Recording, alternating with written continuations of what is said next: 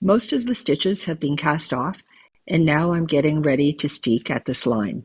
At this point, you should have 15 stitches left on your needles. There's also a stitch marker at the bottom edge that catches one leg of a stitch.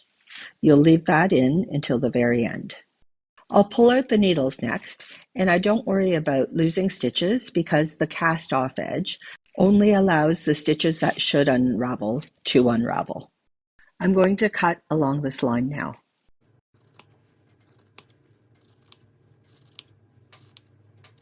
I can unravel these stitches now, and I'm going to work one end of the scarf at a time.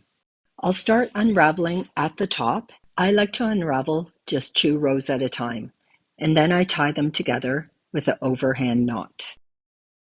As you can see, you can't pull the yarn out further than you should.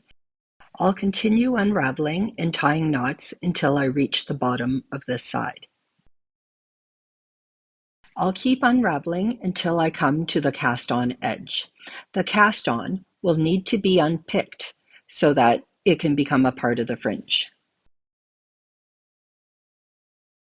The cast-on will be tied to another 2 tails, so in this case I will be knotting 3 tails together.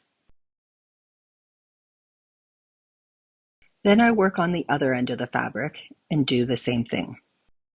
At the bottom of this side, when I pull the cast-on edge, the cast-on will only come undone to the stitch marker.